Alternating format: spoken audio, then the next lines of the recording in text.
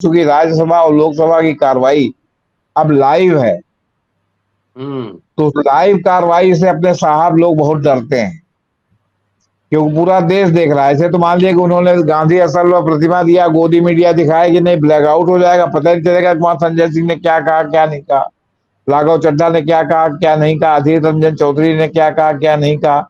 लेकिन ये तो पूरे देश ने देखा कि जब राजा अंधा होता है तो चीरहरण होता है, वो चाहे मणिपुर हो और चाहे जो है कौरवों की सभा हो। तो ये एक लफ्ज ही बताने के लिए कहा गया, साफ है कि लोकसभा में अब सरकार विपक्ष को साफ हिदायत दे रही है कि आप किसी भी तरह की बुराई अगर सरकार की करेंगे तो हम आपको बोलने नहीं देंगे, हम किसी न किसी बहाने आपको संसद से बाहर कर देंगे। अधीर रंजन ने कह दिया कि राजा धृतराष्ट्र है, तो चीरहरण होगा ही, चाहे वो कौरवों की सभा हो और चाहे वो मणिपुर हो। अब ये राजा साहब राजा बैठे हुए थे तो उनको इतना नागवार गुजरा कि उनके खिलाफ विशेषाधिकार हनन का जो है प्रस्ताव है, उस पर विचार हो रहा है। मतलब उस पर विचार होगा तो इनका जिस तरह का बहुमत है उसके आधार पर उनको लोकसभा से निष्कासित भी किया जा सकता है। इन्होंने वो झप्पी मारने के, ये जो फ्लाइंग किस के नाम पर राहुल गांधी को भी घेरने की कोशिश की, और उनको भी इनकी योजना में रहा होगा कि विशेषाधिकार हनन ला के अब सदस्यता विशेषाधिकार हनन समाप्त कर दिया है। लेकिन चूंकि वो सब वो था, आपका रिकॉर्डेड था, इसलिए वहां मामला जो है वो जम नहीं पाया, वो प्रमाणित नहीं हुआ। कि कल या परसों जब कोई बहस के दौरान विपक्ष के किसी एक सांसद ने जब राष्ट्रीय स्वयंसेवक संघ को लेकर जब टिप्पणी की, तो लोकसभा पे जो चेयर पे बैठे हुए जो उस समय सांसद थे, जो रोम बिरला नहीं थे, वो उनकी जगह पे जो दूसरे सांसद बैठे थे एज ए पीठासीन अधिकारी, तो उन्होंने कहा कि आप आरएसएस का नाम न लीजिए। तो तुरंत त्वरित तरीके से उन्होंने जवाब देते हुए विपक्षी सांसद ने कहा कि कल वो भी तो आरएसएस का नाम ले रहे थे, तो आपने तो उनको टोका नहीं। तो कहा कि वो आरएसएस की तारीफ कर रहे थे, इसलिए हमने उनको नहीं टोका, और आप आरएसएस की बुराई कर रहे हो, इसलिए मैं आपको बोलने नहीं दूंगा। जब से टीवी पर प्रसारण होना शुरू हुआ है तब से ये प्रवृत्ति बढ़ गई है। हालांकि ऐसा नहीं है कि पहली बार हुआ है। 2022 में भी 2 दर्जन से अधिक सांसदों का राज्यसभा लोकसभा में निलंबन हो चुका है, और 89 में तो एक साथ 63 सांसदों को निलंबित कर दिया गया।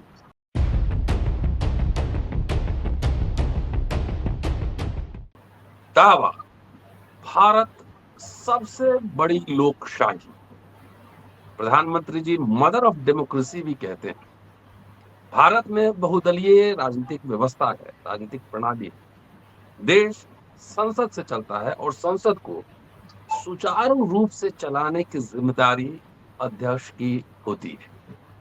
लेकिन क्या देखने में आ रहा, धड़ाधड़ 4 सांसद निलंबित कर दिए। संसद की महत्वपूर्ण कार्रवाई होती है कि जो डाइसेंट है, जो असंतोष के शब्द हैं, मुद्दे हैं, उसको भी डेमोक्रेटिक तरीके से संसद में उठाया जाए। अभी ओम बिरला हैं, अध्यक्ष हैं लोकसभा के, और उपराष्ट्रपति राज्यसभा के चेयरपर्सन होते हैं। धड़ाधड़ उनसे उम्मीद की जाती है कि निष्पक्ष रूप से सदन की कार्रवाई चलाएं। लेकिन अगर आप लोकसभा के प्रोसीडिंग देखेंगे तो जब विपक्ष के नेता जब बोलते होते हैं तो अध्यक्ष साहब के चेहरे पर अजीब तरह की एक मायूसी छाई होती है। प्रधानमंत्री जी जब आते हैं तो चेहरा खिल जाता है। क्या निष्पक्षता से संसद के अंदर काम हो रहा है? 4 सांसद सस्पेंड कर दिए गए मानसून सत्र। क्या है पूरा मामला और लोकशाही कैसे चलती है, क्या है कानून और क्या है व्यवस्था, क्या है मर्यादा, इस पे चर्चा करने वाला दोस्तों रतनलाल बोल रहा हूँ और आप देख रहे हैं अम्बेडकरनामा। 2 खास मेहमान जेपी सिंह साहब हैं, संजीव पांडे साहब हैं, लगातार अम्बेडकरनामा पर आप इनको सुन रहे हैं, उनसे चर्चा करेंगे इस मुद्दे पर। स्वागत है सर। जेपी सर, आप चूंकि एडवोकेट भी हैं तो आप ही से शुरू करते हैं संसदीय मर्यादा जी। देखिए, संसदीय मर्यादा की बात यह है कि आपके जब लोकसभा अध्यक्ष और राज्यसभा के सभापति निष्पक्षता से लोकसभा और राज्यसभा की कार्रवाई का संचालन करने के बजाय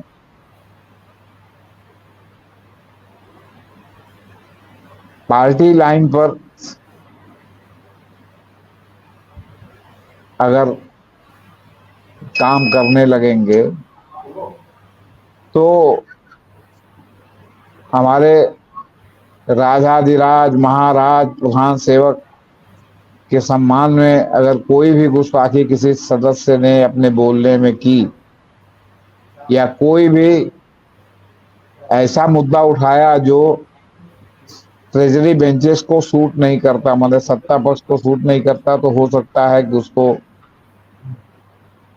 आपके सत्र के लिए निलंबित कर दिया जाए ताकि उसकी आवाज ही न सुनाई पड़े।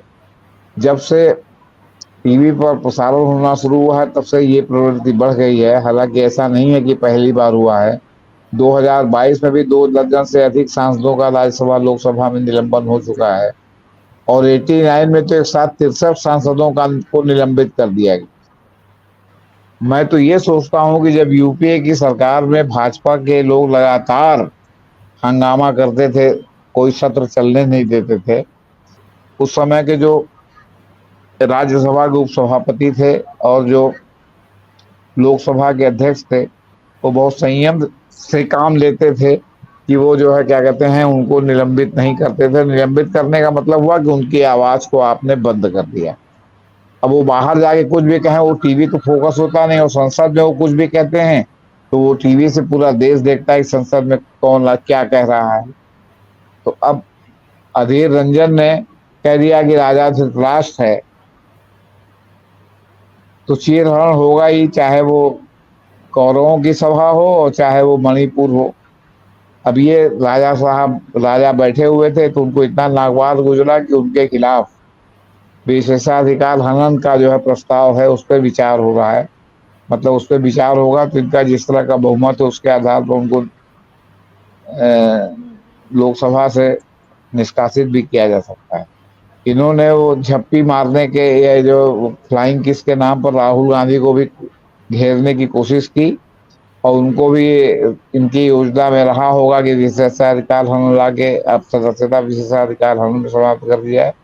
लेकिन चूंकि वो सब वो था आपका रिकॉर्डेड था, इसलिए वहां मामला जो है वो जम नहीं पाया, वो प्रमाणित नहीं हुआ। आपके राज्यसभा में राघव चड्ढा पर भी विशेषाधिकार वो हनन का प्रस्ताव है। संजय सिंह को सबसे पहले ही इन्होंने जो है निष्कासित कर दिया। और आपके ही एमपी रिंकू को जो जालंधर से संभवतः जीते हैं संजीव जी, उनको भी लोकसभा से जो है अधीर रंजन चौधरी के पहले निलंबित कर दिया गया। वो भी दिल्ली बिल पर कुछ बोल रहे थे।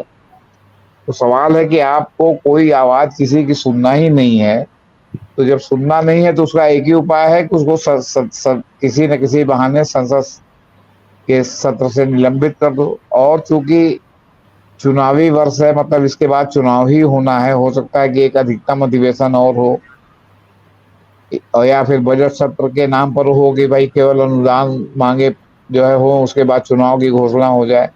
अभी तो है कि नवंबर में चुनाव होगा, तो कभी कोई है कई फरवरी में चुनाव होगा, तो फिर कोई कह रहा है दिसंबर में चुनाव होगा।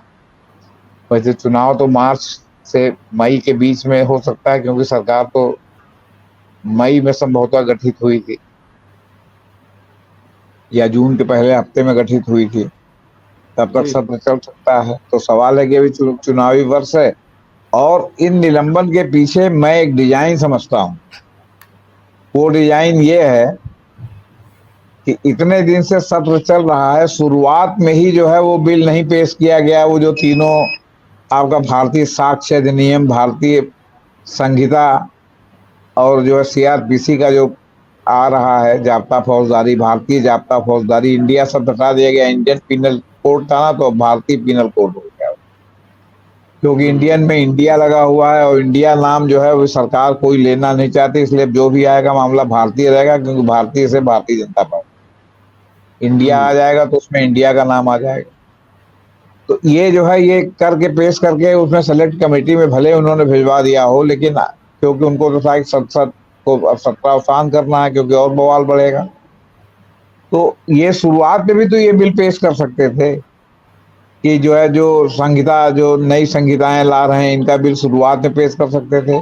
और मैं इसमें एक डिजाइन और समझता हूं कि पहले ये बिल पेश कर रहे हैं और अंत में आते आते हो सकता है कि अगला जो आपका शीत सत्र है, उस शीत सत्र में हो सकता है संविधान बदलने का प्रस्ताव पेश कर दें ये, क्योंकि आसरी बहुमत तो है ही है। और दूसरी बात यह है कि जो लोग मायने रखते हैं, जिनके एक वोट का भी विरोध का मतलब विरोध है, वो लोग, जैसे केस आपके क्या कहते हैं, बीजू पटनायक की पार्टी है, वाईएसआर की पार्टी है, तो वो बिल्कुल एकदम बेहयाई के साथ इनके साथ लगी हुई है। उसको क्या फायदा हो रहा है ये समझ के परे है।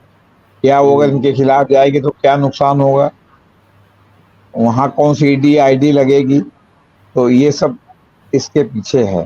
जी जी संजीव जी, जी राजा बोला रात है, रानी बोली रात है, फिर सबने बोला रात है, यह सुबह सुबह की बात है। गोविंद प्रसाद जी की एक कविता है। क्या उसी तरीके से ये संसद चलाना चाहते हैं कि जैसे सरकार चाहे, जैसे मोदी साहब चाहे? जी देखिए, संसद में मैं एक उदाहरण देना चाहता हूँ कि कल या परसों जब कोई बहस के दौरान विपक्ष के किसी एक सांसद ने जब राष्ट्रीय स्वयंसेवक संघ को लेकर जब टिप्पणी की, तो लोकसभा पे जो चेयर पे बैठे हुए जो उस समय सांसद थे, जो रोम बिरला नहीं थे, वो उनकी जगह पे जो दूसरे सांसद बैठे थे एज ए पीठासीन अधिकारी, तो उन्होंने कहा कि आप आरएसएस का नाम न लीजिए।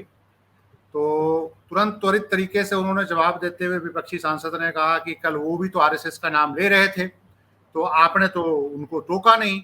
तो कहा कि वो आरएसएस की तारीफ कर रहे थे, इसलिए हमने अच्छा। उनको नहीं टोका, और आप आरएसएस की बुराई कर रहे हो, इसलिए मैं आपको बोलने नहीं दूंगा। तो ये एक लफ्ज ही बताने के लिए कहा गया, साफ है कि लोकसभा में अब सरकार विपक्ष को साफ हिदायत दे रही है कि आप किसी भी तरह की बुराई अगर सरकार की करेंगे तो हम आपको बोलने नहीं देंगे, हम किसी न किसी बहाने आपको संसद से बाहर कर देंगे।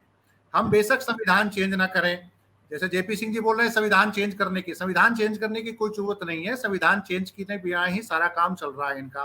संविधान चेंज किए बिना ही पुलिस कार्रवाई हो रही है, संविधान चेंज किए बिना ही लोकसभा से सांसद निलंबित हो रहे हैं, संविधान चेंज किए बिना ही हर कार्रवाई किए जा रहे हैं।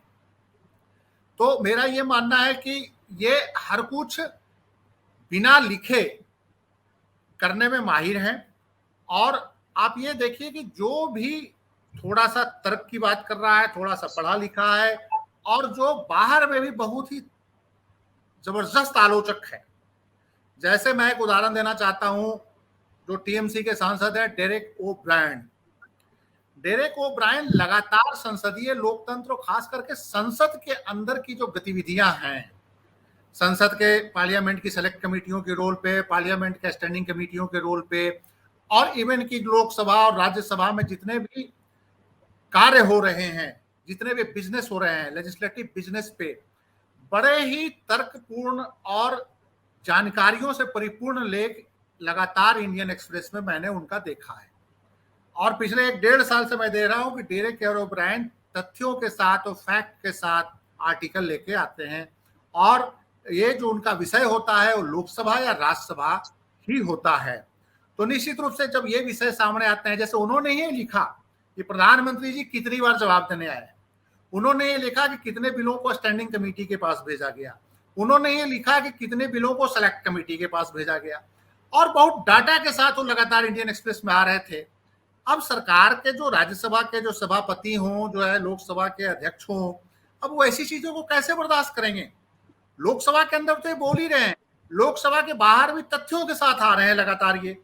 तो डेरेक ओब्रायन को आपने देखा कि सस्पेंड कर दिया अभी उन्होंने, जो धनखड़ साहब है, चूंकि धनखड़ साहब जो है वो डेरेक ओब्रायन से उनके दो तरह के रिश्ते हैं। एक तो बंगाल के जब गवर्नर थे तो टीएमसी ने बंगाल के गवर्नर के तौर पे इनको जिस ढंग से वहां पे धनखड़ साहब की फजीयत हुई थी वो सारे देश ने देखा था। ऊपर से राज्यसभा में भी ब्रायन जो है काफी एक्टिव है। अब दूसरे जो है राघव चड्डा जी सस्पेंड हुए। अब राघव चड्डा जी पे आप आरोप देखिए, राघव चड्डा जी पे आरोप है अवमानना का है, कार्य में गतिविधि में बाधा डालने का आरोप है। एक उन पे गंभीर आरोप लगाया गया है कि उन्होंने सेलेक्ट कमेटी के जो मेंबरों के एक सेलेक्ट कमेटी बनाने की जो बात हुई दिल्ली के सर्विसेज बिल को लेकर, तो उसमें जो 4 नाम दिए थे उनकी सहमति के बिना राघव चड्ढा ने वो नाम फॉर्ज सिग्नेचर किए। जबकि राज्यसभा का रूल है कि सेलेक्ट कमेटी को बनाने के लिए जिन सांसदों का नाम उस कमेटी में डालना है, उस रूल्स में कहीं राज्यसभा के रूल में नहीं लिखा हुआ है कि सेलेक्ट कमेटी में जो मेंबर बनेंगे उनसे सहमति ली जाए या उनका हस्ताक्षर लिया जाए। लेकिन उसके बेस पे ही उनके निलंबन का हो गया और शायद प्रिविलेज को भेजा गया है कि उनकी सदस्यता खत्म की जाए, क्या की जाए, कुछ इस तरह की बातें राघव चड्ढा पे आई है। इसी ढंग से संजय सिंह को भी निलंबित किया गया था। रिंकू को इस सत्र के लिए निलंबित किया गया। एकमात्र लोकसभा में वो जलंधर से एकमात्र आपके एमपी हैं। भगवंत मान के हटने के बाद राज्यसभा में वही एक अकेले सांसद रह गए। भगवंत मान पंजाब में चले गए, वो भी दिल्ली सर्विसेज बिल के विरोध कर रहे थे। अब सवाल ये उठता है कि क्या कोई बिल आ रहा है राज्यसभा में या लोकसभा में, तो क्या उसका विरोध करने पे भी अब निलंबन होगा? भाई आप बहस के लिए क्यों ला रहे हो? आप जो है बहस के बिना ही उसको कहो पास पास पास, आप रखो और कहो पास हो गया, बहस ही ना कराओ, उनको बोलने का मौका ही ना दो, कहो विपक्ष का बोलने का हक नहीं है, खत्म हो गया, विपक्ष को कोई टाइम नहीं मिलेगा इसके लिए, ये कर दो आप। अगर कोई बोलेगा, कोई विरोध करेगा, तो क्या आप उसका निलंबन कर देंगे? फिर इसका मतलब ये आ रहा है। अब देखिए, अधीर रंजन चौधरी ने 2 बातें करी। एक तो जो है उन्होंने धृतराष्ट्र का उदाहरण दिया, महाभारत का। एक उदाहरण उन्होंने और दे दिया था, इनफैक्ट जो लोगों के जहन में नहीं आया। एक उदाहरण दिया कि नीरव मोदी 1000 करोड़ लेके भाग गया और कहीं जॉगिंग करते हुए दिख रहा है कि नाव चलाते हुए दिख रहा है। यहाँ भी जो है इसी तरह के मोदी जी लोग हैं जो मणिपुर में हिंसा हो रही है, कुछ बोल ही नहीं रहे हैं, जॉगिंग कर रहे हैं। कुछ ऐसी टिप्पणी करी थी जो शायद उनको नीरव मोदी से तुलना जो की, वो भी उनको सत्ता पक्ष को बर्दाश्त नहीं हो गया। तो ये सारी चीजों में अब उनको क्या कहा जाता है, उनका भी निलंबन कर दिया गया। इससे पहले बजट सेशन में रजनी पाटिल को भी निलंबित किया गया था। कांग्रेस की राज्यसभा के मेंबर हैं, उनको निलंबित किया गया।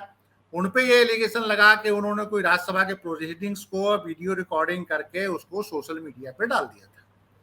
इस मॉनसून सेशन में निलंबन वापसी का प्रस्ताव आया था, शायद निलंबन वापसी हो गई है। तो ये एक आप नए तरह के परंपरा डाल रहे हैं और मुझे लगता है कि इसके लिए अब राज्यसभा के रूल्स, लोकसभा के रूल्स की स्क्रूटनी का टाइम आ गया है। लोकसभा के स्पीकर के पावर्स की स्क्रूटनी का टाइम है। राज्यसभा के जो सभापति है उनके पावर्स की स्क्रूटनी का टाइम है। अब ये स्क्रूटनी सुप्रीम कोर्ट करे कि कौन करे, ये बहुत जरूरी हो गया है। जिस ढंग से राहुल गांधी की सदस्यता को लेकर भी इन्होंने जल्दीबाजी में दिखी, जिससे बहुत ज्यादा दिखी है, उनका मेंबरशिप ही लेने की कोशिश कर रहे हैं कि उसको परमानेंट निकाल दो। और जिसको नहीं कंक्रीट मिल रहा है निकालने के लिए, तो उसको एक सत्र के लिए निलंबित कर रहे हैं। तो कुल मिला के इनका एक डिजाइन ये है कि विपक्ष विहीन ये संसद को करना चाह रहे हैं, और नहीं तो इनका साफ संदेश है कि आप कोई सवाल नहीं उठाएं सरकार के साथ। जेपी सर जी, सीबीआई, ईडी, इसके बाद एक नया ये तरीका जो है ना सरकार ने इजाद किया है कि संसद से आवाज ही बंद कर दो। ये फ्रस्ट्रेशन का प्रतीक है क्या? इंडिया बनने के बाद जो है ये नई स्ट्रेटजी आई है जी। 101% जो है ये आपका क्या कहते हैं, फ्रस्ट्रेशन का ही सबब है। आप एक बात देखिए, विरोधाभास, प्रधान सेवक, आरएसएस, अडानी, इनका नाम लेने पर तो विपक्ष के सांसदों का मुंह बंद करने के लिए उनको तमाम तरह से जो है आपको निलंबन से लेकर तमाम तरह से प्रताड़ित किया जा रहा है। विशेषाधिकार हनन की तलवार लटकाई जा रही है। और प्रधानमंत्री जी जो अविश्वास प्रस्ताव का जवाब देने के लिए आए, तो बजाय विपक्ष के द्वारा उठाए गए मुद्दों पर जवाब देने के, वो अपने पूरे भाषण में 80-85% तो केवल उन्होंने इंदिरा गांधी, राहुल गांधी, आपके सोनिया गांधी पर ही अपने और कांग्रेस पर ही अपने को केंद्रित रखा। तो उस समय तो ओम बिरला साहब ने एक बार भी नहीं कहा कि प्रधानमंत्री जी आप मुद्दों पर जो है जवाब दीजिए, क्योंकि ओम बिरला भले जो है आपके क्या कहते हैं माननीय स्पीकर हों, मुझे तो लगता है कि उनकी हैसियत नहीं है कि वो प्रधानमंत्री जी को कह सके कि आप मुद्दों पर जवाब दीजिए। और जो है क्या कहते हैं ये कांग्रेस अविश्वास प्रस्ताव कांग्रेस तो नहीं है ना, अविश्वास प्रस्ताव संपूर्ण विपक्ष ले आया है, तो जो मुद्दे उठाए उसका जवाब। तो जब 85% वो संसद में बोलेंगे एक तरफा, कानून भी कहता है कि व्यापार करने में भी इवेंट फील्ड होनी चाहिए, अनइवन नहीं होनी चाहिए। जितना उनको मौका उतना आपको मौका। जैसे वो कह रहे हैं, आपने भी कहा कोई बात नहीं, वो कहें तो वही है, वो कहें तो जो है क्या कहते हैं करेक्टर ढीला, और आप कहें तो रास ढीला। तो कहने का तात्पर्य सिर्फ इतना है कि अगर आप निष्पक्षता से चलाना चाहते हैं तो आप उधर से भी तो देखिए कि उधर से लोग क्या कह रहे हैं। फिर जो उधर के लोग लगातार बोलने नहीं देते, हंगामा करते हैं। राज्यसभा में भी ऐसा हुआ, तो राष्ट्र सभापति जी ने तो उधर के एक आदमी को भी जो है बाहर नहीं निकाला, बार बार ऐसे ऐसे ऐसे ऐसे हाथ हिला के ऐसे ऐसे करते रह गए। इसके पहले के देखा है हमने कि जो पीठासीन अधिकारी होते थे, कुछ ज्यादा हंगामा होता तो अपनी सीट से खड़े हो जाते थे कि तो कहते थे कि स्पीकर अपने पैरों पर खड़े हैं, कृपया आप तो आप शांत हो जाइए। ऐसा भी आपको किसी दिन देखने को नहीं मिला। तो बात यह है कि जब हम न बोले उनके ऊपर, इस पर आप हमको अंकुश लगाना चाहते हो तो उनको भी तो कहिए कि वो हमारे ऊपर अंकुश न लगाए। तो केवल मुद्दे की बात करें, जो हम मुद्दे की बात कर रहे हैं वो भी मुद्दे की बात करें। तो बात तो ये है कि मुद्दे की बात नहीं करेंगे। और ये इसमें सब टोटलिटी में मामला ये है कि चूंकि राज्यसभा और लोकसभा की कार्रवाई अब लाइव है, तो लाइव कार्रवाई से अपने साहब लोग बहुत डरते हैं, क्योंकि पूरा देश देख रहा है। ऐसे तो मान लिया कि उन्होंने गांधी असल में प्रतिमा दिया, गोदी मीडिया दिखाया कि नहीं, ब्लैकआउट हो जाएगा, पता नहीं चलेगा कि वहां संजय सिंह ने क्या कहा क्या नहीं कहा, राघव चड्ढा ने क्या कहा क्या नहीं कहा, अधीर रंजन चौधरी ने क्या कहा क्या नहीं कहा। लेकिन ये तो पूरे देश ने देखा कि जब राजा अंधा होता है तो चीरहरण होता है, वो चाहे मणिपुर हो और चाहे जो है कौरवों की सभा हो। ये तो पूरे देश ने देखा, आपसे बताया। तो नहीं चाहते कि पूरा देश देखे, और चुनावी वर्ष में तो बिल्कुल नहीं चाहते, क्योंकि जानते हैं कि जितना इस सब मुद्दा गरमाया रहेगा संसद में, उतना ही पूरे देश के लोग देखेंगे, और ये आखिरी साल में उतनी जल्दी उनके दिमाग से निकलेगा कि नहीं, ये भी एक बात है। अब आप ये देखिए, एनएमएफ एक पार्टी है जो वहां सहयोगी पार्टी है मणिपुर में, वहां के सांसद को मौका ही नहीं दिया गया बोलने के लिए। मतलब बीजेपी की सहयोगी पार्टी के ही सांसद को मणिपुर के मुद्दे पर बोलने का मौका नहीं दिया गया। ये तो आपका जो है लोकसभा का संचालन है, आप समझ लीजिए। अब आपको एक और मार्के की बात बताएं, राजनीतिक हलकों में ये चल रहा है कि अगर राजस्थान में बीजेपी की सरकार बनी तो कौन कौन मुख्यमंत्री पद के लिए जो है संभावित दावेदार हैं। उस एक दावेदार में वसुंधरा राजे ताल ठोक के हैं, एक जोशी जी हैं, एक बिरला साहब भी हैं। बिरला साहब को ये लगता है कि हो सकता है कि बिल्ली के भाग से छीका फूट जाए, आपस में समझौता ना हो पाए। एक बाबू साहब भी थे, तो उनका मामला तो शायद उड़ गया है। पहले उनको प्रोजेक्ट करने की कोशिश की गई थी, वो केंद्र में मंत्री हैं। लेकिन बिरला साहब ये है कि अगर उनको मुख्यमंत्री बनाया जाए, तुरंत जो है लोकसभा की स्पीकरी छोड़ के जो है वो राजस्थान के मुख्यमंत्री बन जाएंगे। तो सवाल है कि उसमें भी नंबर का मामला है। तो नंबर का मामला है, तो आप अगर बहुत ईमानदारी से संचालन करेंगे, विपक्ष और सत्ता पक्ष को 19-20 रखेंगे, तो आपने क्या किया। आपको 16 और 24 रखना है, विपक्ष 16 और सत्ता पक्ष 24, तब आपका नंबर बढ़ेगा और तब आप एक मुख्यमंत्री पद के संभावित दावेदार हो सकते हैं। तो यहाँ ये भी मामला है, आपका रेवड़ी मिलने की भी बात है। तो इसलिए ये है। और धनखड़ साहब भाई कांग्रेसी थे, उनको राज्यपाल बनाया, उसके बाद वाइस प्रेसिडेंट बना दिया, तो वो बिल्कुल जो है उससे अभिभूत हैं, आप समझ लीजिए आप। अच्छा, उनके जो डिप्टी हैं हरिवंश जी, तो हरिवंश जी भले हों जनता दल यू कोटा के, लेकिन वो भी सरकार की गोद में बैठे हुए हैं जी। अब अभी जो वहां वोटिंग हुई उसका पैटर्न सामने नहीं आया राज्यसभा में आपके दिल्ली वाले बिल पर, कि उसमें हरिवंश जी ने किसको वोट दिया था, क्योंकि व्हिप जारी हुआ था। आपके जनता दल यू ने व्हिप जारी किया था कि सारे लोग जो है बिल के विरोध में वोट देंगे। अब हरिवंश जी के लिए बड़ी समस्या थी कि इधर वोट दें कि उधर वोट दें। तो अब सत्ता की मलाई भी खाएंगे और विपक्ष के सांसद भी बने रहेंगे, तो ये दोनों मामला एक साथ नहीं चलता। अब ये हमको डिटेल हम देखते ही रह गए, कहीं पता चले कि राज्यसभा में कितना वोट किसको मिला, कितना वोट किसको मिला, और हरिवंश जी ने किसको वोट दिया। तो ये सब मामले हैं सर। तो बात यह है कि जब हम बराबरी से नहीं चलाएंगे, हम सत्ता पक्ष के लिए कोई मापदंड रखेंगे, विपक्ष के लिए कोई मापदंड रखेंगे, तो इस तरह की नाइंसाफियां बेईमानियां तो होती ही रहेंगी। क्या करेंगे इसको आप? जी और ये संजीव जी। देश की जनता भी, एक मिनट, एक लाइन, इस देश की जनता भी इसके लिए जिम्मेदार है कि जब आप किसी को आसुरी बहुमत दे देंगे और वो भी फंडामेंटलिस्ट को, तो यही सब होगा। इसी तरह की गलतफहमी हो जाएगी कि Modi is India and India is Modi. जी संजीव जी, जी यूपीए वन में सोमनाथ चटर्जी थे लोकसभा अध्यक्ष, और वो पार्टी लाइन से हटके उन्होंने निर्णय लिया था परमाणु समझौते वाले पे। क्या वो इतने जल्दी वो मर्यादा जो है, अध्यक्ष पद की मर्यादा, इतनी जल्दी इन लोगों ने धूमिल कर दिया? देखिए, मेरा ये मानना है कि सोमनाथ चटर्जी अकेले नहीं, आप पीएस संगमा साहब की अध्यक्षता देख लें। पीएस संगमा साहब भी लोकसभा के स्पीकर के पद पे कुछ समय तक, कुछ महीनों तक विराजमान रहे थे और उनकी वर्किंग के सारे कायल थे, क्या सत्ता पक्ष और क्या विपक्ष। पीएस संगमा की वर्किंग के कायल हो गए थे। और कुछ ऐसे इतिहास में, भारतीय इतिहास में, जो खास करके लोकसभा के स्पीकर में कई ऐसे नाम हैं जो याद किए जाते हैं, और वो अपने निष्पक्ष भूमिका के कारण ही याद किए जाते हैं। और कभी भी उन्होंने सत्ता पक्ष के साथ अपने आप को जुड़ा हुआ न महसूस किया, न होने दिया, जब तक वो लोकसभा की स्पीकर की कुर्सी पे रहे। वर्तमान जो लोकसभा की स्पीकर हैं, आप अगर ध्यान से देखिए पूरे लोकसभा के संचालन में, तो जब विपक्ष बोल रहा होता है, राहुल गांधी जब बोल रहे थे, उस समय मैं लोकसभा स्पीकर के हाव भाव भंगिमा को देख रहा था। बड़े उदास से थे, बड़े परेशान से थे, और उनको ये लग रहा था कि सत्ता पक्ष का इतना ज्यादा उन पर दबाव था कि वो उधर सामने से विपक्ष कुछ ऐसा ना बोल दे कि उसके कारण जो है इनको बाद में डांट पड़े अंदर, या कि इतना आपने बोलने क्यों दिया उनको। तो एक बड़े ही अंडर प्रेशर थे वो, बड़ा मतलब कि परेशान से थे जब राहुल गांधी बोल रहे थे, या गौरव गोगोई भी जब बोल रहे थे।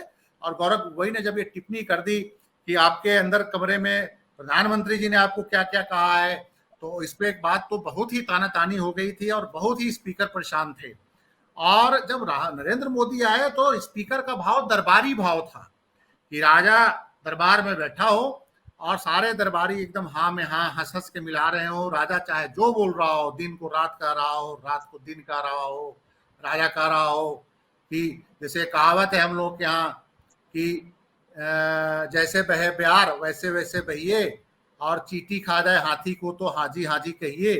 कि भैया लोग कह रहे हैं कि चीटी जो है, राजा कह रहा है कि देखो देखो देखो सामने जो है चीटी ने हाथी को खा लिया, तो सब हाँ में हाँ मिला रहे हैं, जी हुजूर जी हुजूर जी हुजूर, आप सही कह रहे हैं सही कह रहे हैं। तो जब प्रधानमंत्री जी भाषण दे रहे थे तो लोकसभा के जो अध्यक्ष महोदय थे, उनकी मुस्कुराहट देख के मुझे ऐसे ही लग रहा था कि वाह हुजूर आप क्या बोल रहे हैं। वो उनकी भाव भंगिमा में देख रहा था, तो मुझे बड़ा आश्चर्य लग रहा था कि लोकसभा की स्पीकर के पद का इतना क्या मतलब कि उसको गरिमा नीचे चली गई, चला गया है कि आप मतलब कि निष्पक्ष होकर चला ही नहीं रहे हैं।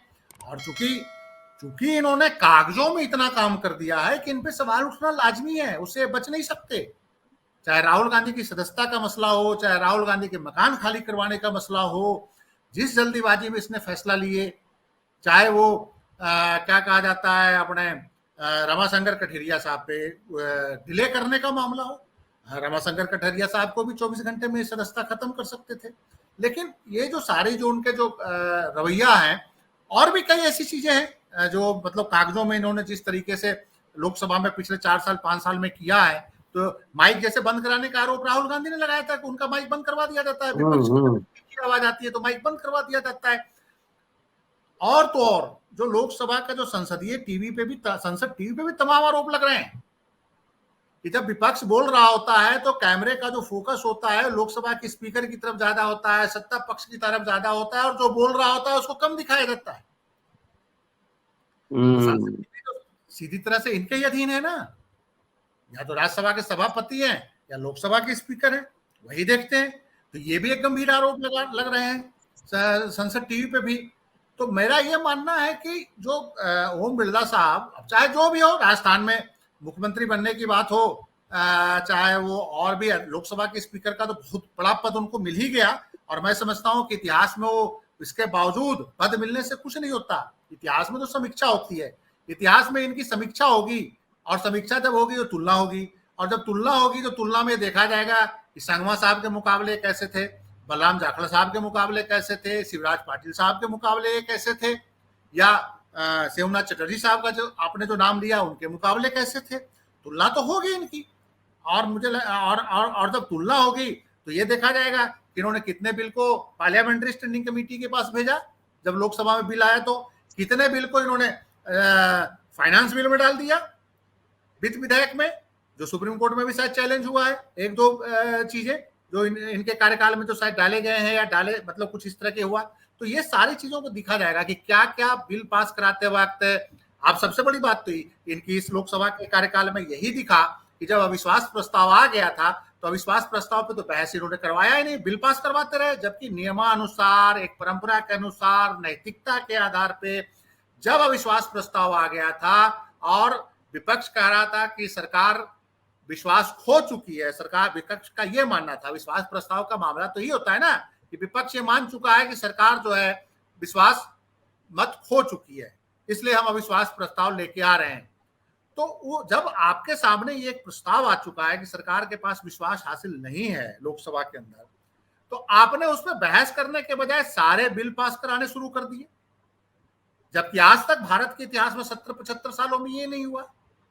मोदी जी इस चीज को बोले कि 70-75 साल में नेहरू और इंदिरा गांधी के जमाने में ये नहीं हुआ था, ये हमने कर दिया कि जो बिल बिना बहस के बिल पास कराना, विपक्ष बाइकाट कर गया तो उसको उसी समय बिल पास करा देना, विश्वास प्रस्ताव आया हुआ है तब भी बिल पे पास करा देना, विश्वास प्रस्ताव पे 5-5, 6-6 दिन तक डिले करना। तो ये सारी चीजों को भी तो बताएं कि नेहरू के कार्यकाल में ये नहीं हुआ था, हमने ये करके दिखा दिया। तो ये जो लोकसभा के स्पीकर हैं, चाहे जो राज्यसभा के सभापति का जो व्यवहार है। अच्छा, एक जेपी सिंह ने बात उठाई थी कि हरिवंश जी ने किसको वोट दिया। जहां तक मेरी जानकारी है, हरिवंश जी उस समय चेयर पे बैठ गए थे वोटिंग के टाइम में, ताकि उनको वोट देने की नौबत ना आए। नहीं तो अगर वो बैठते ना अगर नीचे, तो उनको वोट करना पड़ता पार्टी व्हिप के हिसाब से। तो उन्होंने बहुत समझदारी से उस समय चेयर ले लिया था, डिप्टी उपसभापति हैं तो उस कुर्सी पे वो बैठ गए थे जाके, तो उसके कारण वो वोट करने का उनको नौबत नहीं आया। उस स्थिति में वोट तभी शायद कर सकते थे जब टाई पड़ जाए, टाई पड़ने की नौबत आनी नहीं थी। राज्यसभा में निश्चित रूप से सरकार को बिल पारित कराने का बहुमत मिला हुआ था, 120-121 सांसद उनके साथ थे। तो हरिवंश जी पार्टी के कोप से बचने के लिए वो शायद वहां पे बैठ गए थे, जाके चेयर पे बैठ गए थे ताकि उनको वोटिंग करने की नौबत ना आए। तो हरिवंश जी ने अपना दोनों तरफ रखा। लेकिन मेरी जानकारी में जो अखबारों में छपी हुई है बात कि नीतीश कुमार उनके इस कार्यशैली से बहुत नाराज हैं कि उन्होंने ऐसा क्यों किया, पार्टी का व्हिप जो है उसको उन्होंने माना क्यों नहीं, वहां जाके क्यों बैठ गए, जो मेरी जानकारी है। तो ये है हरिवंश जी का मसला। जेपी सर, संसद में जाते थे हम लोग पहले, पुराने वाले में, कई बार कैंटीन में खाना भी खाया है, और हमारा अनुभव ये कहता है कि जब प्रोसीडिंग के बाद चाहे सत्ता पक्ष हो विपक्ष हो, दोनों ग्रुप मिलते थे, एक दूसरे से हाथ मिलाते थे, खाना खाते थे, हंसी मजाक करते थे, गपशप मारते थे। लेकिन अब तो ये सुनने में आ रहा है कि वहां भी दीवारें खींच गई हैं, सत्ता पक्ष और विपक्ष में अलग अलग कैंप्स बन गए हैं, एक दूसरे से मिलना, बात करना, हंसी मजाक, खाना खाना को भी संदेह की निगाह से देखा जाता है। ऐसी सूचना आ रही जी। देखिए, सत्ता पक्ष स्वाभाविक रूप से बहुमत की पार्टी होती है और विपक्ष स्वाभाविक रूप से अल्पमत की पार्टी है। तो हमेशा जो आगे बढ़ के लोगों से मिलना जुलना है, इसका जो मुख्य दायित्व है वो सत्ता पक्ष पर है, क्योंकि वो ज्यादा संख्या में है, विपक्ष कम है। और ऐसे समय में जब एक दूसरे की लगातार जासूसी हो रही हो कि कौन किससे मिल रहा है, उसके आधार पर उसके नंबर तय कर रहे हो रहे हो, तो ऐसे में तो आपस में मिलना जुलना बहुत ही खतरनाक है कि हम किससे मिल रहे हैं, किससे बात कर रहे हैं। ऐसा तो नहीं कि हमारे जो है पार्टी के सुप्रीमो का उससे आंकड़ा खराब हो तो कहें अच्छा बेटा उनके साथ आप लॉबिंग कर रहे हो। दूसरी बात ये भी है लगातार कि बहुत सी सत्ता पक्ष की बातें जो विपक्ष को पता चल जाती हैं तो उसके लिए भी बाकायदे इंक्वायरी है, वो सब भीतर भीतर होती रहती है कि किसने बताया, किसने लीक किया। तो अगर आप पब्लिकली बात करते हुए नजर आ जाएंगे तो हो सकता है कि आप ही को हो जाए, वो आप ही से पूछा जाए कि आपने लीक किया, आप कहें नहीं कहे तो आप प्रमाणित कीजिए कि आपने लीक नहीं किया है। हमारा सारा जो है वो रिसोर्स आगे कह रहा है कि आप ही ने लीक किया है। तो ऐसे संदेह के वातावरण में जो बात आप कह रहे हैं ऐसा नहीं होगा तो क्या होगा, आप बताइए।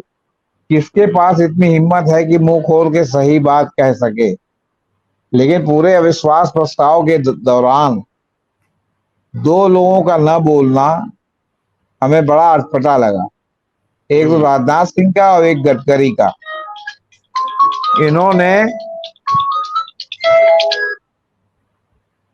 इन्होंने कुछ नहीं बोला, आपसे बताया।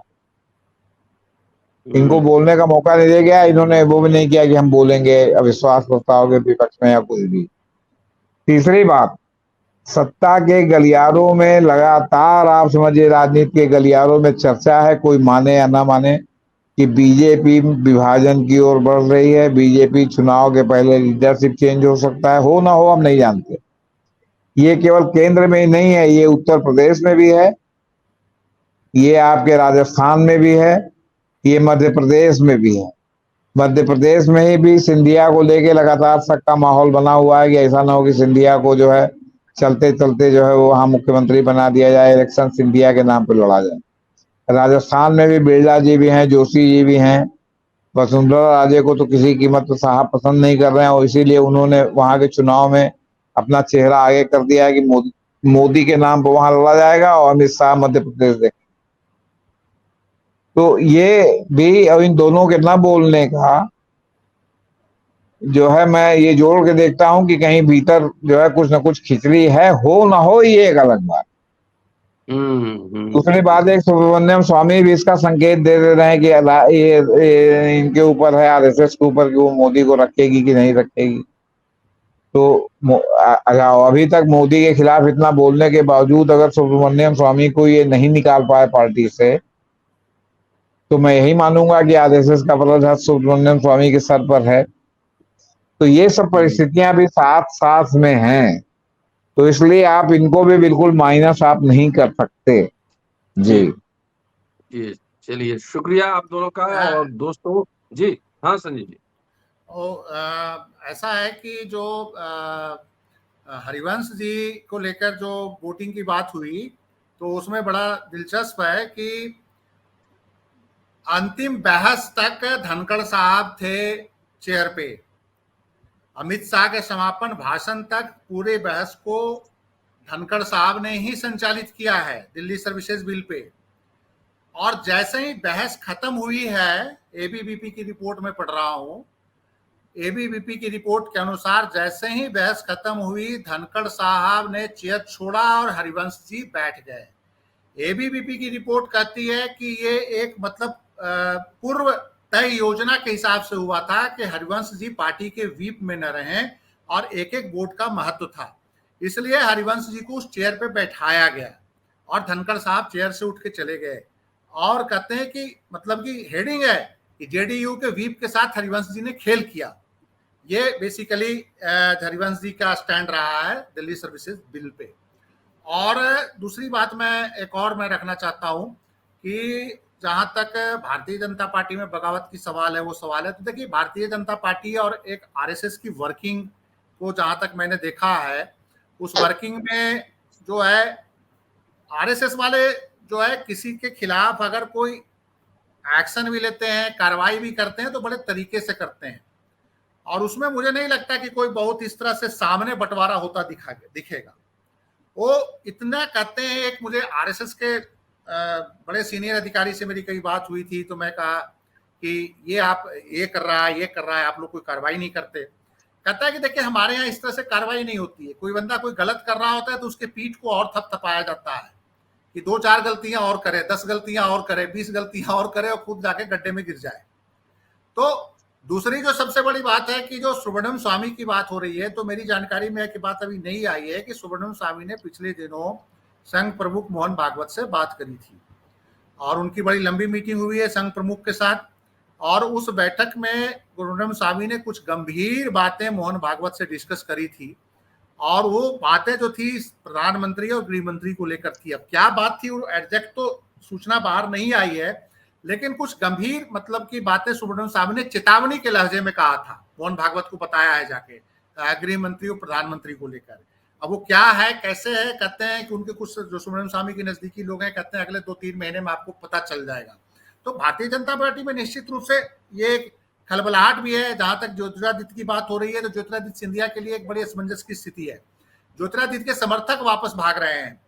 कल परसों भी उनके एक बहुत खास समर्थक कांग्रेस में वापस लौट गए, और दिग्विजय सिंह लगातार उस बेल्ट में घूम के कोशिश कर रहे हैं कि जितने भी ज्योतिरादित्य के साथ लोग गए हैं कांग्रेस के अंदर, चाहे विधायक हो, पूर्व विधायक हो, वो चुनावों से पहले वापस हो जाएं और ज्योतिरादित्य जो है वो अकेले पड़ जाए। देखिए, इतना तो तय है कि ज्योतिरादित्य को कांग्रेस वापस नहीं लेने जा रही है, क्योंकि ज्योतिरादित्य ने जिस ढंग से कांग्रेस की सरकार को गिराया वहां पे, तो अब ज्योतिरादित्य को कोई, मुझे नहीं लगता कि माफी देने के मूड में कांग्रेस है। लेकिन कांग्रेस की एक रणनीति ये जरूर है कि ज्योतिरादित्य को अकेले कर दिया जाए, ज्योतिरादित्य के समर्थकों की कांग्रेस में वापसी हो जाए।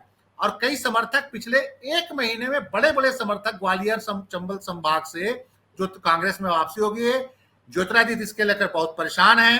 और वो भारतीय जनता पार्टी में अगर उनके समर्थक कांग्रेस में चले गए तो न रहेंगे घर के न घाट के, भाजपा में भी अकेले पड़ जाएंगे, और कांग्रेस ने उनका माफी देना नहीं, तो उनकी हालत भी लगभग वही हो जाएगी जो अभी आप सचिन पायलट की हालत राजस्थान में देख रहे हैं कि भाजपा के साथ उन्होंने तालमेल तो कर लिया था, बात बनी नहीं, तो कांग्रेस में भी एक्सपोज हो गए और भाजपा भी उनको अभी फिलहाल साथ लेने को तैयार नहीं। जी, फाइनल टिप्पणी जेपी सर।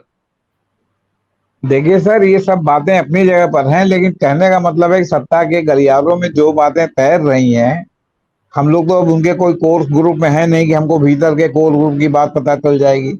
लेकिन जो तैर रही हैं वो यही सब तैर रही हैं, क्योंकि अभी जिस तरह प्रधानमंत्री जी ने ज्योतिरादित्य सिंधिया को भाव दिया, तो लगातार जो है एक उदाहरण बता रहे हैं, अखबारों में सुर्खियां आ गई कि जो है शिवराज जो है बहुत परेशान है कि मोदी जी ने किस तरह ज्योतिरादित्य को जो है मतलब भाव दिया है। तो कहीं ना कहीं उसमें ये संकेत निकल रहा था कि चुनाव होते होते के आते आते कहीं ऐसा ना हो कि ज्योतिरादित्य के फेस पर चुनाव लड़ने की बात हो जाए।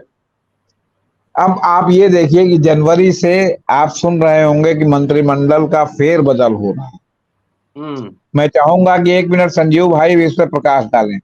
और ये था कि ये बनेंगे, वो बनेंगे, ये हटेंगे, वो हटेंगे, गडकरी मार्गदर्शक मंडल में भेजे जाएंगे। अभी फिर बात उठी थी कि मंत्रिमंडल का फेरबदल होगा तो कौन आएगा कौन नहीं आएगा, ये नंबर बढ़ाने की बात हो सकती है। अगले साल चुनाव भी होना है, तो आखिर ये इनको ये अनुमति क्यों नहीं मिल रही है मंत्रिमंडल के फेरबदल की? मैं नहीं समझता कि अगर मोदी जी चाहते हो कि हम मंत्रिमंडल में फेरबदल करें, तो बिना किसी हैवी वेट दबाव के वो फेरबदल ना कर पाते। जरूर कोई हैवी वेट टाइप का दबाव है जिसके कारण वो फेरबदल नहीं कर पा रहे हैं, अपने मनमाना जो है काम नहीं कर पा रहे। नहीं तो वरना जनवरी से चर्चा है कि जो वहां के गुजरात के अध्यक्ष हैं वो के मंत्रिमंडल में आएंगे तो ये हटाए जाएंगे, तो वो हटाए जाएंगे, तो गडकरी मार्गदर्शक मंडल में भेजे जाएंगे। लेकिन आपने देखा अभी तक हुआ? तो मैं चाहूंगा ऐसा संजीव भाई को अगर कोई जानकारी हो तो इस पे दें कि आखिर ये फेरबदल अभी तक मुख्य प्रधानमंत्री क्यों नहीं कर पाए। जी संजीव जी। देखिए, अब इसके बारे में तो मेरे को बहुत ज़्यादा जानकारी है नहीं, और निश्चित रूप से मंत्रिमंडल का जो विस्तार का, फेरबदल का लगातार बातचीत उठ रही थी, और बीच में ये भी एक बात उठी थी कि कुछ लोग जो मंत्री हैं वो संगठन में भेजे जाएंगे, संगठन के कुछ लोग मंत्री में आएंगे। अब संगठन भी केंद्रीय संगठन तो इनका घोषित हो चुका है, और उसमें मुझे नहीं लगता है कोई मंत्रिमंडल से इस तरह से गया। तो अब निश्चित रूप से लेकिन जो हैवी वेट जैसे बात कर रहा है नितिन गडकरी के, तो नितिन गडकरी को मंत्रिमंडल से निकालना इतना आसान काम नहीं है नरेंद्र मोदी के लिए। और नितिन गडकरी बहुत ही छोटे मोटे कोई नेता नहीं है, ठीक है, उनको एक छोटा मंत्रालय देकर, राजमार्ग मंत्रालय देकर उनको किनारे लगाने की कोशिश की गई, लेकिन वहां भी मोदी जी को परेशानी आ रही है, क्योंकि पूरे देश भर में जब भारतीय जनता पार्टी के कामकाज की समीक्षा जब होती है तो कहते हैं कि एक ही बंदा पूरे सरकार में सच बोलने वाला और काम करने वाला है, जिसका कुछ काम दिख रहा है, वो नितिन गडकरी है। हाईवे हर जगह बन रहे हैं, हाईवे के काम में तेजी आई है, और नितिन गडकरी कई बातों को सच्चाई से स्वीकार भी कर जाते हैं, नेहरू की तारीफ भी कर जाते हैं। तो यहां भी मोदी जी की परेशानी गडकरी से है, क्योंकि गडकरी ने निश्चित रूप से परफॉर्म किया है, चाहे वो भाजपा से जुड़े हों, चाहे वो संघ के नजदीकी हों, लेकिन जिस मंत्रालय में परफॉर्म किया है, और उनको अंडर एस्टिमेट करने के लिए, उनके ऊपर निगरानी के लिए गुजरात के ही मनसुख भाई मांडविया को मोदी जी ने उनके मंत्रालय में पीछे लगा दिया था, राज्य मंत्री बना दिया था। वो गडकरी पे ही निगरानी रखते थे। गडकरी के ऊपर कई प्रॉब्लम्स आई कि उनके जो ऑफिसर अपनी मर्जी से नहीं रख पा रहे थे। उसके बावजूद अखबारों में ही आता है कि काम तो ही गडकरी ही सिर्फ कर रहे हैं अपने मंत्रालय में।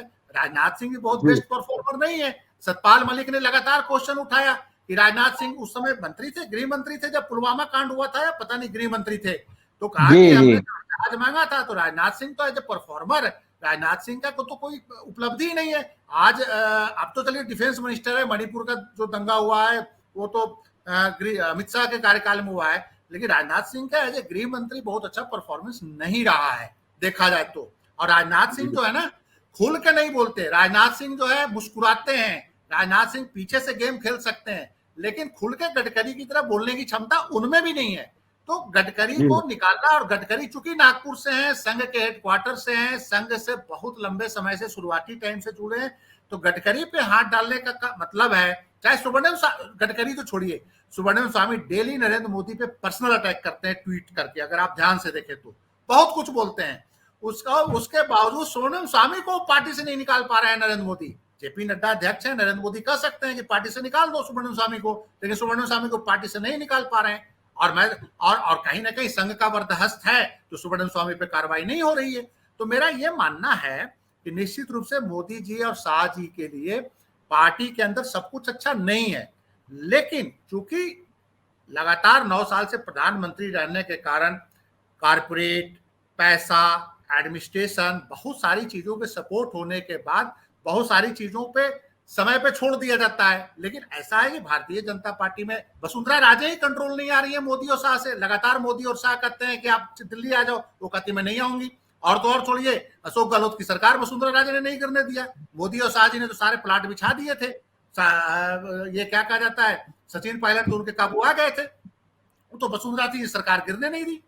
तो भारतीय जनता पार्टी के अंदर मोदी को चुनौती देने वाले नेता हैं, सामने दिख रहे हैं। वसुंधरा राजे है, नितिन गडकरी है। राजनाथ सिंह चुनौती देने वालों में कतई नहीं है।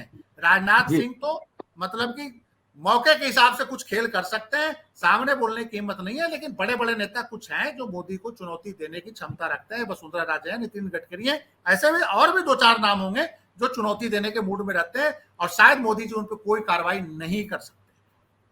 चलिए, आप दोनों का बहुत बहुत शुक्रिया। देखिए, नहीं सुनिए, एक लाइन और देखिए, मैं कह रहा हूं कि इतनी विपरीत परिस्थितियां जो मोदी जी के लिए पैदा हो गई हैं, और जिस तरह 2013 में चुनाव के पहले भाजपा चुनाव अभियान समिति का पहले जो है बनाया गया मोदी जी को, और मोदी जी ने एक बाल हर्ष कर दिया कि आप जब तक प्रधानमंत्री का कैंडिडेट हमको नहीं घोषित करेंगे, हम जो है वो चुनाव अभियान समिति से चुनाव अभियान नहीं चलाएंगे। और अंत में आरएसएस ने उनको जो है प्रधानमंत्री का भी कैंडिडेट घोषित किया, उसमें पार्टी के राष्ट्रीय अध्यक्ष राजनाथ सिंह थे। तो वो किया, तो आरएसएस की शक्ति अपार है, और आरएसएस अगर अंतिम समय में मोदी जी को नमस्ते करना चाहेगा तो उसको कोई रोक नहीं सकता। और ये सब जो सिम्टम अभी संजीव भाई ने बताया है, जो मैंने भी आपको इशारा किया, ये अंत में इसी बात पर आके आ जाता है कि सब कुछ ठीक नहीं है, चाहे वो राज्य हो चाहे वो केंद्र हो। इसलिए सब कुछ ठीक नहीं है, ये मामला है जी। ठीक, शुक्रिया आप दोनों का। और दोस्तों, ये था विशेष एपिसोड संसदीय मर्यादा के ऊपर, और इसी बहाने बहुत सारी चीजों की, दल के कार्यविधि की, कैसे काम कर रहा है बीजेपी आगे से, तमाम इसकी समीक्षा हुई। पूरा वीडियो देखिए, सुनिए और शेयर और सब्सक्राइब करते रहिएगा। शुक्रिया सर, थैंक यू।